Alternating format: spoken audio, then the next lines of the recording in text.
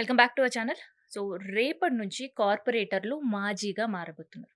అంతేకాదు ఒక్కటిగుండే హైదరాబాద్ 3 ముక్కలుగా కాబోతుంది. అదేంటనుకుంటున్నారు గదా! రేపు అధికారికంగా ప్రభుత్వం ప్రకటన కూడా జేయబోతుంది. దానికి సంబంధించి అన్ని ఏర్పాట్లు కూడా పూర్తయ్యాయి. ఇంకా చెప్పాలంటే 3 ముక్కలు కాబోతున్న హైదరాబాద్‌కి 3 చోట్లల్లా ఆఫీస్‌లు కూడా ఏర్పాటు చేసిండ్రు. అండ్ ఐఏఎస్ అధికారులు ఎవరు కమిషనర్‌గా ఉండబోతున్నారు అనే నిర్ణయం కూడా పూర్తయిపోయింది. ఇంతకీ హైదరాబాద్ 3 ముక్కలు అంటే 3 కార్పొరేషన్‌లేంటి? ఆ కార్పొరేషన్‌లలో ఏ ప్రాంతాలు రాబోతున్నాయి? ఇట్లాంటివన్నీ కూడా ఈ వీడియోలో మనం మాట్లాడదాం. సో, ఇప్పటి వరకు హైదరాబాద్ అంటే కేవలం గ్రేటర్ హైదరాబాద్ మున్సిపాలిటీ. కానీ రేపటి నుంచి మనం హైదరాబాద్‌ని 3 పేర్లుగా 3 మున్సిపాలిటీగా కూడా పిలవాల్సొస్తదేమో. గతంలో ఏ ప్రాంతాలు ఎక్కడున్నా ఇక ఇప్పటి నుంచి ఆ ప్రాంతాల రూపురేఖలు అండ్ ఆ ప్రాంతాల చరిత్ర అండ్ హైదరాబాద్‌కి మేము చాలా అటాచ్డ్‌గా ఉన్నాము అని మాట్లాడుకునే మాటలు ఇవన్నీ కనుమరుగైపోతున్నాయి. So, Hyderabad, Hyderabad greater municipality and దాంతో పాటు greater Malkajgiri municipality and greater ఇంకేం ఉండబోతుంది అని మీరు ఆలోచిస్తున్నారు? షేర్లింగంపల్లి గురించి. యెస్. షేర్లింగంపల్లి కూడా గ్రేటర్ మున్సిపాలిటీ. షేర్లింగంపల్లియా లేదంటే సైబ్రాబాదా? ఈ 2 పేర్లలో ఏదో ఒకటి రేపు ఖరారు కాబోతుంది. అయితే గ్రేటర్ హైదరాబాద్‌కి సంబంధించిన మున్సిపాలిటీ ఆఫీస్ ఏదైతే ఉందో ఇప్పుడు యథాతథంగా అదే కొనసాగబోతుంది. అండ్ ఖైరతాబాద్, సికింద్రాబాద్, గోల్కొండ, శంషాబాద్, రాజేంద్ర నగర్, చార్మినార్. సో, ఈ అన్ని ప్రాంతాలు హైదరాబాద్ మున్సిపాలిటీ అండర్‌లో రాబోతున్నాయి. అండ్ దాంతో పాటు లింగంపల్లి ఆర్ సైబరాబాద్ ఈ రెండిట్లో ప్రభుత్వం ఏ పేరైనా ఖరారు చేయొచ్చు. ఇన్ కేస్ అలా ఖరారు చేస్తే అందులో షేర్లింగంపల్లి ఉండబోతుంది, కుత్బుల్లాపూర్, కుక్కట్పల్లి ఈ 3 ప్రాంతాలతో ఒక కార్పొరేషన్ ఏర్పాటు చేయబోతున్నారు. అండ్ దీంతో పాటు మల్కాజ్‌గిరి అసలైన సిసలైన కథ ఇక్కడే మొదలైపోతుంది. ఎందుకంటే మల్కాజ్‌గిరి ఒక మున్సిపాలిటీగా మారబోతుంది. అండ్ దాంట్లో సికింద్రాబాద్ లేకుండా ఉండబోతుంది. అండ్ సికింద్రాబాద్ హైదరాబాద్‌లోనే ఉండబోతుంది. వీటన్నిటికి నిరసన గళాలు విన్నాం. నిరసన కార్యక్రమాలు చూసాం. పెద్ద ఎత్తున సభ ఏర్పాటుకి సన్నాహాలు చేసుకున్న బీఆర్ఎస్, కాంగ్రెస్ ప్రభుత్వం దానికి అనుమతి ఇవ్వకపోవడంతో ఆ రోజు జరిగిన రచ్చ ఇంత అంత కాదు. ఏకంగా ఈ సమస్య పరిష్కారం అండ్ ప్రజల్లోకి వెళ్ళాలి అని చెప్పి కోర్టును కూడా ఆశ్రయించారు. కానీ కోర్టు ఇంకా పర్మిషన్ రాకముందే కార్పొరేషన్ ఏర్పాటు కాబోతుంది. అయితే మల్కాజ్‌గిరిలో ఎల్బీ నగర్, ఉప్పల్ అండ్ మల్కాజ్‌గిరి ఈ 3 ప్రాంతాలు కలిపి గ్రేటర్ మల్కాజ్‌గిరి కార్పొరేషన్. సో, ఇది ఎవరికి మేలు చేయబోతుంది? ఎవరికి కీడు చేయబోతుంది పక్కన పెడితే, ఇక నుంచి హైదరాబాద్, సికింద్రాబాద్ అనే ట్విన్ సిటీస్ పేరు మాట్లాడుకునేవాళ్ళం. కానీ ఇప్పుడు సికింద్రాబాద్ కనుమరుగయ్యే పరిస్థితి ఉంది.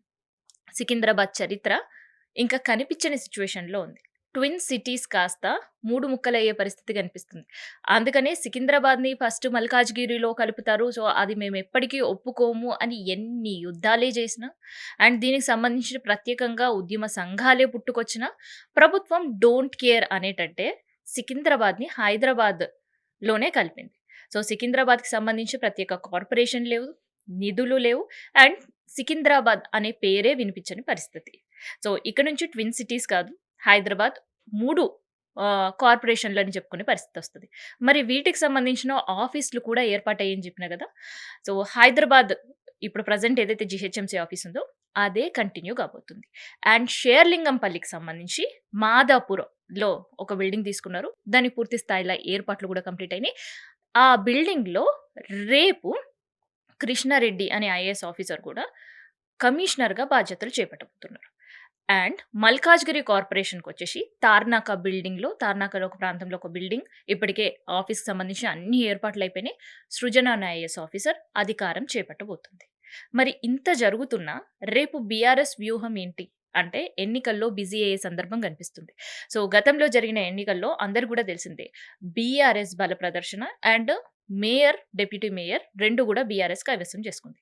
సో, 56 సీట్లు బీఆర్ఎస్‌కి అండ్ 49 బీజేపీ, 44 ఎంఐఎం అండ్ కేవలం 2 సీట్లతో కాంగ్రెస్ సరిపెట్టుకున్న ఈసారి ఎన్నికల్లో మాత్రం హవా కాంగ్రెస్ చాటే అవకాశం ఉంది అనే వార్తలే వినిపిస్తున్నాయి. ఎందుకంటే అధికారంలో, ప్రభుత్వంలో ఏ పార్టీ ఉంటే ఆ పార్టీకి సంబంధించిన ఎక్కువ మంది కార్పొరేటర్లు విన్ అవుతూ వస్తుంటారు. అదే సంస్కృతి కనిపిస్తూ వస్తుంది. సో, అలాంటి సంస్కృతికి బ్రేక్ అయ్యే అవకాశం అయితే అసలు లేదు. కానీ కాంగ్రెస్ తర్వాత మెజారిటీ ఎవరిది అన్నదే ఇక్కడొక ప్రశ్న. ఎందుకంటే గత 5 సంవత్సరాల క్రితం, సారీ 4.5 సంవత్సరాల క్రితం అని మాట్లాడుకోవాలి. సో, అప్పట్లో ఎన్నికలు జరిగినప్పుడు సెకండ్ ప్లేస్‌లో బీజేపీ అండ్ థర్డ్ ప్లేస్‌లో ఎంఐఎం ఉంది.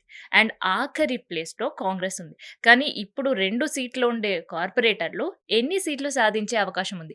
ఎవరికి వాళ్ళు మేమే క్లీన్ స్వీప్, మేమే క్లీన్ స్వీప్ అని చెప్పుకొస్తున్నా కూడా అది కష్టతరమైన పరిస్థితులైతే కనిపిస్తుంది. ఎందుకంటే గతంలో కార్పొరేటర్లు ఇచ్చిన హామీలు ప్రభుత్వం మారడం అండ్ గత ప్రభుత్వం సరైన సదుపాయాలు గావచ్చు, నిధులు గావచ్చు కేటాయించకపోవడం అండ్ ఈ 2 సంవత్సరాల్లో పనులు సరిగ్గా జరగకపోవడం. సో, ఇలాంటి సిట్యుయేషన్స్‌లో అధికార పక్షంలో ఉండే కాంగ్రెస్‌ని నమ్మి ఓటేస్తారా?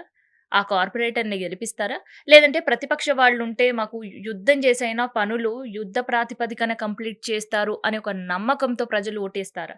సో, ఇదైతే ప్రజల ఓటు తీరు ఎలా ఉంటుంది? మేయర్ సీట్ ఎవరు కైవసం జేసుకుంటారు అంటే ఎదురు జూడాల్సిందే.